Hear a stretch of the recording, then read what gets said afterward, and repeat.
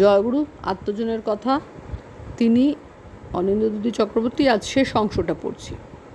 পরম প্রেমময় শ্রী ঠাকুর অনুকূলচন্দ্র পুরুষোত্তম, অর্থাৎ তিনি জগতের সর্বোত্তম পরিপূরণকারী। তিনি হলেন অব্যক্ত ঈশ্বরের ব্যক্ত স্বরূপ, যিনি জীবন্ত নরবিগ্রহ, ইষ্টপ্রিয়পরম জীবজগতে প্রতিভাত। ইষ্টপ্রিয়পরম রূপে জীবজগতে প্রতিভাত তিনি এই ধরাধামে আবির্ভূত হয়েছিলেন ধর্ম সংস্থাপনার্থায়, অর্থাৎ মানুষের অন্তস্থ প্রবৃত্তির সাতনী প্রভাব থেকে তাকে মুক্ত করে বাঁচা বাড়ার পথ নির্দেশ করে সেই পথ চলনাতে মানুষকে অভ্যস্ত করে তুলতে। সেই প্রিয় পরমের পাশে জন্মাবধি ছায়াসম অত্যন্ত প্রহরীর মতো যে জীবন্ত সদা সর্বদা জাগ্রত চেতনায় ইষ্ট নির্দেশ পরিপালনে প্রস্তুত হয়েছিল, প্রিয় পরমেরই সুখ শান্তি তৃপ্তি বিধানে সমস্ত বাধা বিপত্তিকে অবদলিত করে ও তৎ-ঈপ্সিত কর্মপ্রচেষ্টাকে সাফল্যমণ্ডিত করে তুলতে যার শৈশব যৌবন প্রৌঢ়ত্ব হয়েছে অতিক্রান্ত, এই প্রজ্ঞাদীপ্ত বার্ধক্যেও তেমনি জাগ্রত অন্তরে ইষ্টের সব যা কিছুকে এই দুনিয়ার বুকে বহন করে নিয়ে চলেছেন। তিনি কে?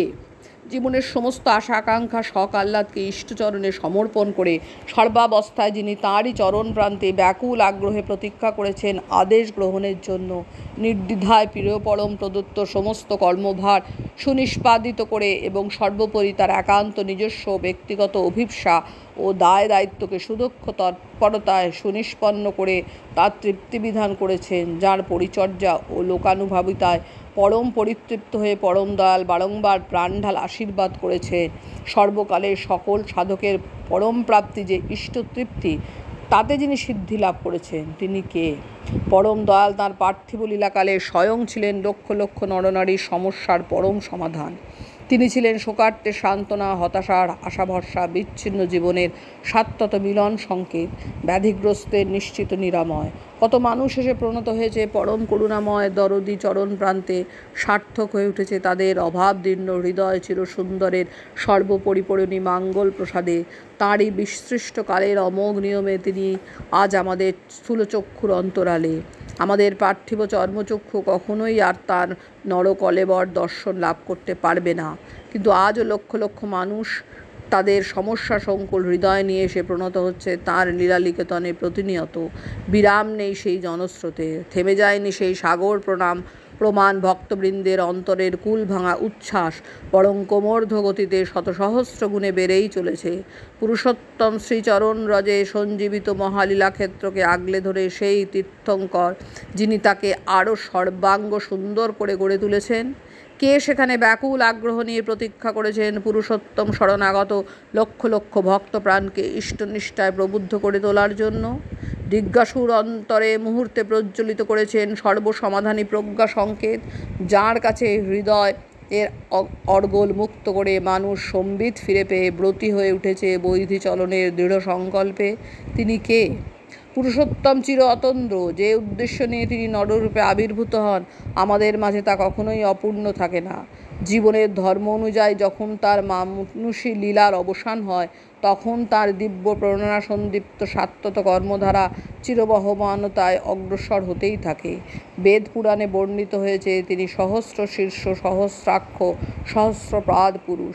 তিনি সদা জাগ্রত হয়ে চেয়ে থাকেন শরণাগতের পানে, অনিমেষ নয়নে, তাকে বিধ্বস্তি ও দুর্বিপাক থেকে সর্বদা রক্ষা করার জন্য। মানুষের স্থূল দৃষ্টির আড়ালে তিনি যখন যান, তখন এমন একজন থাকেন যিনি তার সম্বর্ধনী সেবানুচর্যায় ধারণ পালনী সম্বেগ সিদ্ধ ব্যক্তিত্ব অর্জন করে হয়ে ওঠেন সেই প্রিয় পরমের দৈ পুরুষোত্তমের ব্যক্ত প্রভা।